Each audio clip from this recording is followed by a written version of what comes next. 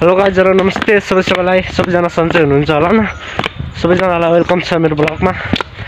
आज चाहिँ म ड्रेस लगाएको छु तर स्कुल होइन किनकि आज शनिबार हो। म चाहिँ आज नगरपालिकामा हिँडेको। नगरपालिकामा किन भनेपछि हाम्रो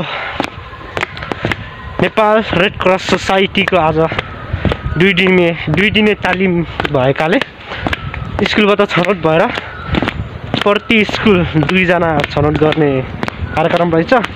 हाम्रो उत्तर गङ्गाबाट 2 जना मध्ये 1 जना मै हो र अरु 14 वटा स्कुलबाट 2 जना आउने छन् र हामीलाई तालिम दिने नेपाल रेड क्रस सोसाइटीका हाम्रो नेपालकै जिल्ला भन्दा नि प्रदेश केन्द्रबाट ठुलो व्यक्ति नै आउनुहुन्छ रे।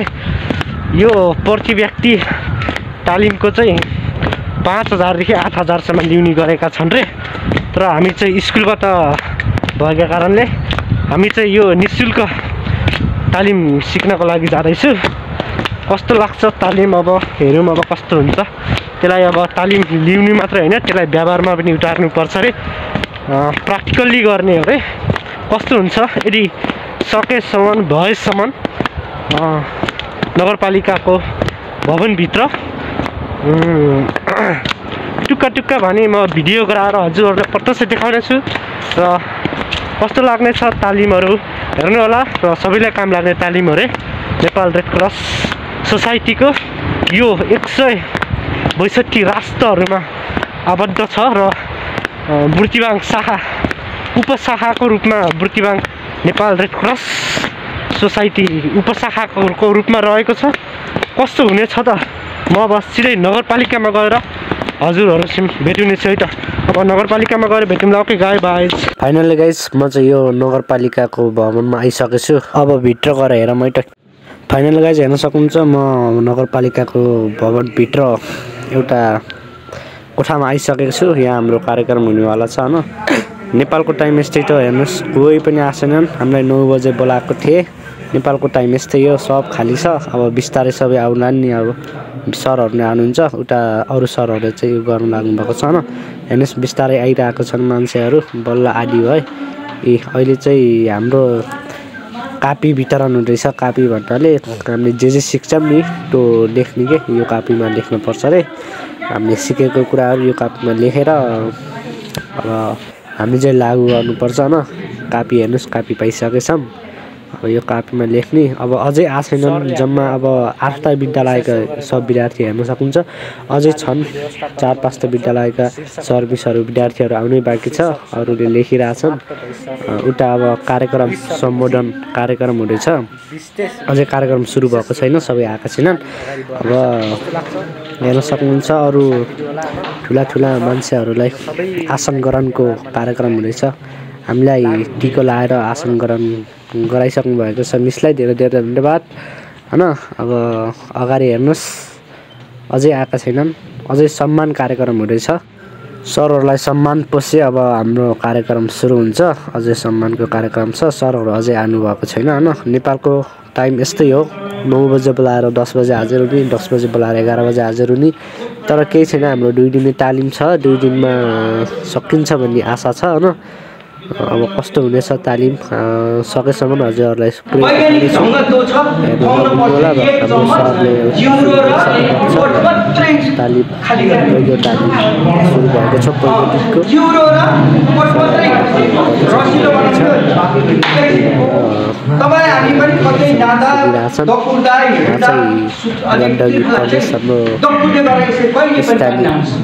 सबभन्दा पहिला 3 पटक हाल्नुस्।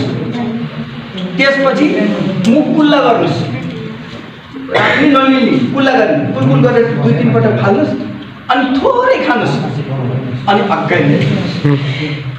त्यसो गरे भने केही पनि फरक यदि त्यहाँ चलेर जिउँदै भयो भने कसले गरेको त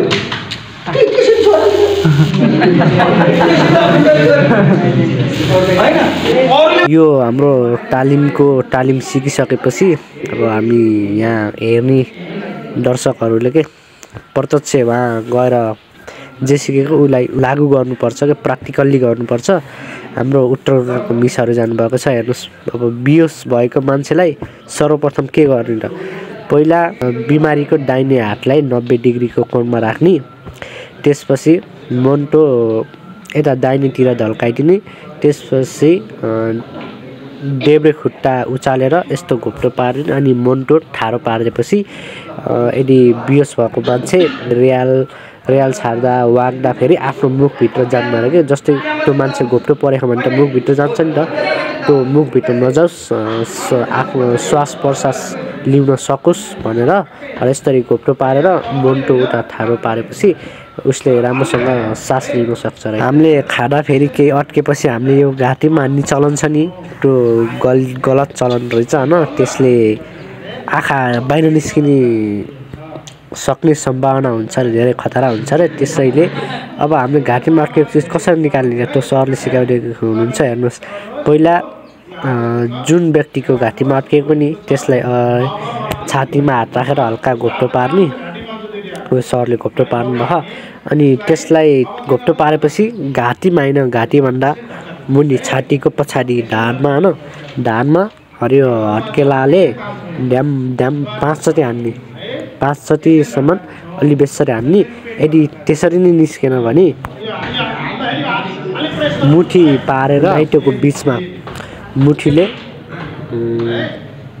मुठी पारेर हात पेटमा दबाइदिने 5 चोटिसम्म। त्यसपछि त्यसो गर्दा फेरि आउँछ अरे होइन। अब हामीले त्यो घाँटीमा हान्ने बानी चाहिँ छाड्नु पऱ्यो कि, अब सरले सिकाएको चाहिँ व्यवहारमा लागू गर्नु पऱ्यो होइन। त्यसरी गर्दा आउँछ अरे, घाँटीमा हान्दाखेरि हाम्रो आँखा निस्किने चान्स हुन्छ अरे कि।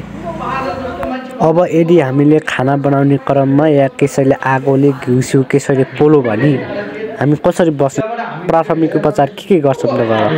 अब प्रायः जस्तोको यहाँ सुन्दाखेरि सबैले गोबर दल्ने चलन आयो होइन, तर त्यो गोबर दल्नु हुँदैन अरे, कीटाणुक रोगहरू हुन्छन्, त्यसले हामीलाई झन् असर गर्छ अरे। त्यसैले सर्वप्रथम डरिहाल्यो भने हामीले के गर्नु त, त्यो गोबर लाएर उल्टो रोग फैलाउने काम चाहिँ हामीले गर्नु भएन। अबदेखि के गर्नु पर्यो भनेपछि पोल्टा बित्तिकै 5 या 10 मिनटसम्म चिसो पानीमा हात डुबाइराख्ने, त्यसपछि छिटोभन्दा छिटो हस्पिटल जाने। गाइजहरू, हाम्रो हात भाँच्ने धेरै चान्स हुन्छ होइन गाउँघरतिर। अब हामीले हात भाँचेपछि प्राथमिक उपचार कसरी गर्ने त भन्ने सरले सिकाउने हुनुहुन्छ। हेर्नुहोस्, सर्वप्रथम त हात भाँचेकोतिर हामीले दाहिने खुट्टा टेकेर हातलाई पहिला काप्रो बान्ने, गाउँघरमा काप्रो बान्ने चलन छ नि, त्यस्तै हातलाई हामीले हल्लिन नदिनको लागि जे छ हाम्रो वरपर जे छ काटछाट जे भए पनि सरले यहाँ अलरेडी बराबरले बस्छ। तर हाम्रो गाउँघरतिर यताउति हात भाँच्चे जाँदा हामीसँग अलरेडी हुँदैन, त्यही भएर एउटा बाँसको सिधा लौरो या एउटा लौरो जेसुकै लौरो बानी त्यो चाहिँ हामीसँग हुनु पर्यो। त्यसपछि हात भाँच्चेको ठ्याक्क भाँच्चेको तल्तिरपट्टि एउटा कपडाले बाँधिदिनु पर्यो। एउटा यहाँ त सरले एउटा राम्रो खालको तालो लिनुभएको छ, तर हामीसँग तालो हुन नसक्दैन। गाउँघरमा अब चुन्नी जेले भने हात जत्न भाँच्छ त्योभन्दा एउटापट्टि एउटा मुनतिर र एउटा माथितिर गरेर दुईवटा टापाटी त्यहाँ बानिसकेपछि त्यसपछि फेरि अझ माथितिर एउटा र अझ मुनतिर एउटा गरेर बानेपछि हातलाई हल्न नदिनको लागि यो झोला हुन्छ नि, अलरेडी हस्पिटलमा त अलरेडी झोला हुन्छ, तर हाम्रो गाउँघरमा झोला नभएको कारणले यो सिटीको कपडा हुन्छ नि, यो त्रिकोण आकारको के, हामीले यो त्रिकोण आकारको यो सिटीको कपडा बनाएर बिमारीलाई हात भाँच्चेकोलाई हामीले झोला बनाउन सक्छौँ। कृत्रिम घरमै बनाएको प्राकृतिक नभएर हामीले बनाएको कृत्रिम झोला युज गर्न सक्छौँ। हेर्नु सरले गराइराख्नु भएको छ। अब यस्तो हामीले सजिलै तरिकाले अब यस्तो गरेपछि त हात हल्ने चान्स हुँदैन। अहिले हात नहल्नेपछि त हामीले तुरुन्तै हस्पिटल लगेर यो हातको छिटोभन्दा छिटो उपचार गर्न सक्छौँ होइन। सरले हेर्नुहोस् कति सजिलो तरिकाले गर्नुपर्छ। अब हामी घरमै प्राथमिक उपचार गरेर अस्पताल लग्यौँ भने बिरामी जोखिम हुनेवाला छैन र सबै कुरा ठिक हुनेछ। र यसरी छिटोभन्दा छिटो हस्पिटल लग्नु पर्यो। यसरी बाँधेपछि हात हल्ने चान्स हुँदैन। अहिले हात हल्लेन भने छिटो रिकभर हुने चान्स हुन्छ। त्यही भएर हाम्रो प्राथमिक उपचारमा हामीलाई सरले धेरै भरसम्म सरले सिकाएका कुराहरू अब प्रत्येक स्कुलको लेभलमा प्र्याक्टिकल्ली गर्दैछ। दुईटा स्कुलले प्र्याक्टिकल्ली गर्दैछ। खुट्टा भाँचियो रुनु हो होइन। अनि त्यस्तो अवस्थामा पहिला हामीले 4 चरण गरेर भ्याउने क्षेत्र सुरक्षित के फेला मारियो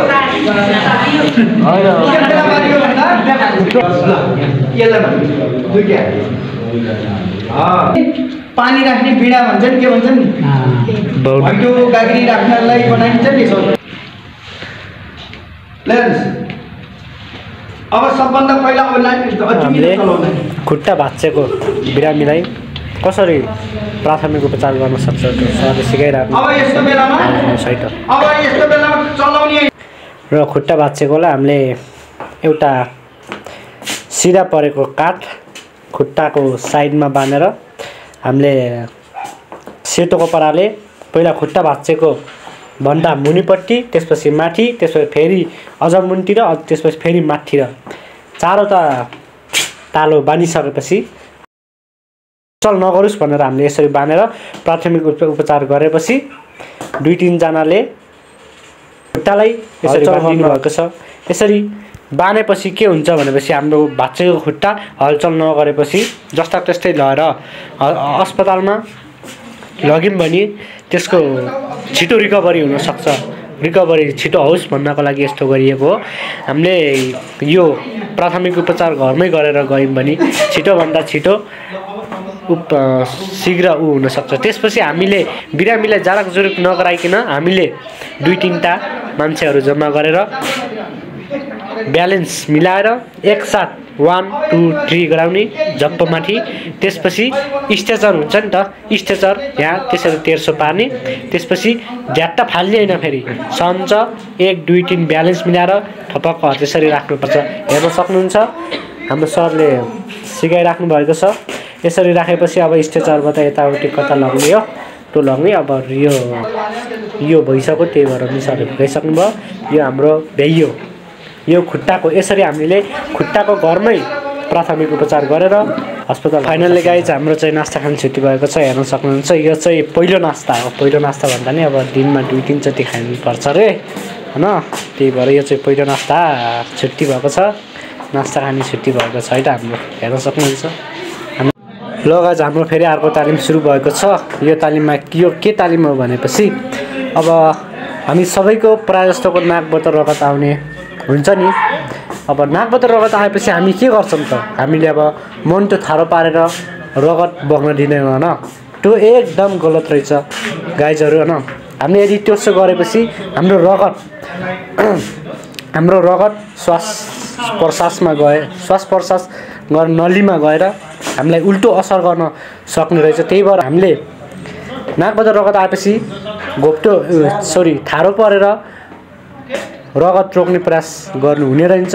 बरु रगतलाई एउटा तालो भिजाएर तालोमा बग्न दिनुपर्ने रहेछ। यसरी गर्दा हाम्रो रगत जमेर पछि कुनै रोग हुने समस्याबाट बस्न सकिने रहेछ होइन। अबदेखि हामीले यस्तो गर्नु भएन कि नाकबाट रगत आएपछि ठाडो पर्नु भएन होइन। बरु एउटा चिसो कपडाले बग्न दिनुपर्ने रहेछ है त गाइज। फाइनल गाइज मेरो हातमा ब्यान्डेज देख्न सक्नुहुन्छ होइन। अब हामीले सरले सिकाएको कुराहरू अब हामीले व्यवहारमा प्रत्यक्ष उतारेर प्रयोग गर्नुपर्नेछ। सरले सिकाएको जसरी ब्यान्डेज बाँध्नुपर्ने छ। हामीले गाउँघरमा बाँधे जस्तो पुरा तालो नबेरिकन ब्यान्डेज कसरी बाँधेर सहयोग गर्न सकिन्छ त अब हामीले यो प्रत्यक्ष लागू गर्दैछौँ सरले सिकाए जस्तो गरेर। अब बिमारीलाई अब अस्पतालसम्म लग्नको लागि या यताउति नजिकको स्वास्थ्य चौकीसम्म लग्नको लागि चाहियो, स्ट्रेचर त चाहियो होइन। तर हामीसँग तुरुन्तै स्ट्रेचर नहुनसक्छ। त्यसैले हामीले हाते स्ट्रेचर गराएर कसरी बिमारीलाई हामीले अब नजिककै स्वास्थ्य चौकीसम्म लग्न अलि बलियो मान्छे भए हेर्नुहोस् यसरी काँधमा हालेर डुग्राउन सकिन्छ। यसरी सरले डुग्राइराख्नु भएको छ। हामीले घरमै जम्मा 2टा काठ र एउटा कम्मलको सहायताले घरमै स्ट्रेचर गराउन सकिने रहेछ। हेर्नुहोस् त हामीलाई सरले कति सजिलो तरिकाले सिकाउनु भएको छ। पहिला 2टा स्ट्रेचर यसरी गराएर कम्मल डोब्राइदिने अनि पहिला आफूले बनाएपछि कतिको मजबुत छ त आफूले चेक गर्ने। हेर्नुहोस् अब स्ट्रेचर बनाइसकेपछि त अब बिमारीलाई लग्नु पर्यो होइन। अब बिमारी लग्न पर्यो, अब मान्छे चाहियो। अब म पनि गर्छु, हेर्न सक्नुहुन्छ। अब पहिला विचार गर्छु, पहिला कम्मल छुप्नुपर्छ होइन। अब स्ट्रेचर अब बिरामीको साइडमा लग्नु पर्यो। त्यसपछि बिमारीलाई उठाउन अझ 3 जना मान्छेले एकसाथ यताउति नझ्याकिकन 1 2 3 गराएर गुडासँग त्यसरी सञ्च राखेर त्यसपछि स्ट्रेचर उठाउनु पर्यो। तर स्ट्रेचर कसरी उठाउने भन्ने नि सरले सिकाइराख्नु भएको छ।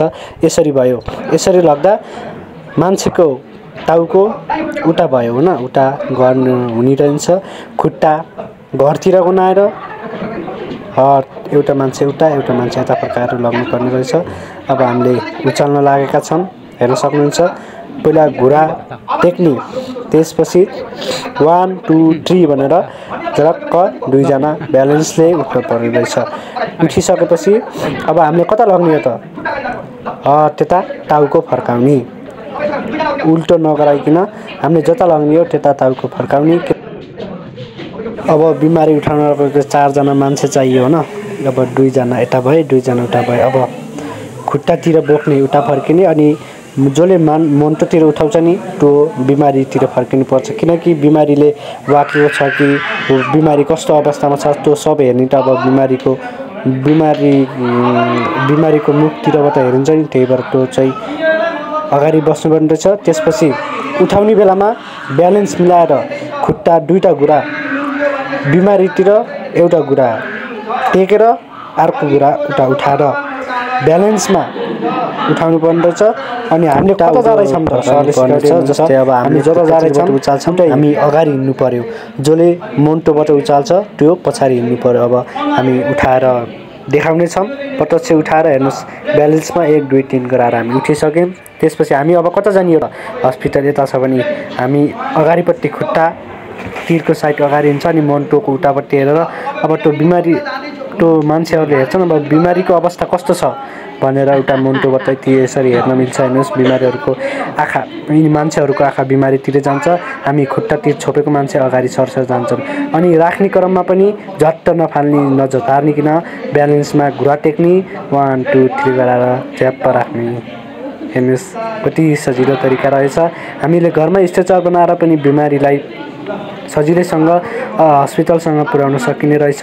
यो प्राथमिक उपचारको स्ट्रेचर बनाउने यो सफल भएको छ। हामीले सफल बनाइसकेका छौँ। अब हाम्रो सरहरूको ग्रुप हेर्न सक्नुहुन्छ, स्ट्रेचर बनाएर बिमारी राखेर अब हस्पिटल जाँदै हुनुहुन्छ। उहाँहरू चाहिँ अब त्यता पर गएर हुनुहुन्छ। हेर्नुहोस् बिरामीलाई ठुला सरहरू हुनुहुन्छ, त्यही भएर बिरामी नै ठुलै पर्नु भएको छ। फाइनली गाइज अब हामीले धेरै सिकियो, भोक पनि लाग्यो होइन। उहाँ नास्ताको तयारी हुँदैछ। अब सबै बसेछन्, नास्ता खान रेडी छन्। अब नास्ताको तयारी छ, लास्टै भोक लाग्यो होइन। अब हामीले नास्ता खाने टाइम भयो, हेर्न सक्नुहुन्छ नास्ता पाइएको छ। अब 2टा समस्या, अघि एउटा बिस्कुट र फुर्ती, अहिले 2टा समस्या। ल हाम्रो अब तालिमको अन्तिममा आइसकेको छौँ होइन। अब सरले हामीलाई भन्नुभएको छ हामीले जति सिकाउन सक्यौँ, जति जे गऱ्यौँ आशा गर्दछौँ सबै सिक्नु भएको होला र यो सिकेकोलाई व्यवहारमा पनि लागू गर्नु होला भन्ने बिदा हुनुभएको छ। र अब हाम्रो अर्को सरले भनिराख्नु भएको छ एउटा नम्बर कल गर्नु, जति कल गर्नु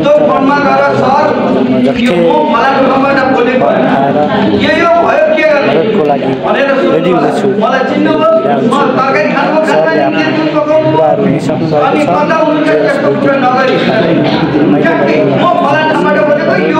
सरहरूलाई धेरै धन्यवाद दिन चाहन्छु। यस्ता कार्यक्रमहरू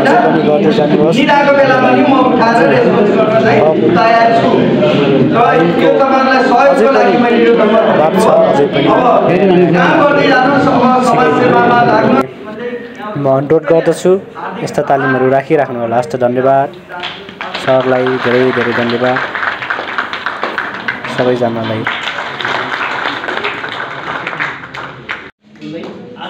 यसै गरी सबैजनाले आफ्नो भनाइहरू राखेर सबै बिदा हुनुभएको छ हैन। अब त्यसपछि मिसले केही भन्न खोज्नुभएको छ, सबैजनाले फोटो खिचेर जानुपर्छ भन्नुभएको छ। यही भ्याइएको छ। मैले अब जति सकेको देखाएको छु, कोही देखाउन त सकेन हैन त। फाइनल गाइस 2 दिने तालिम भइएको छ, प्रमाणपत्र आएको छ। अब चाहिँ घर लाग्यो।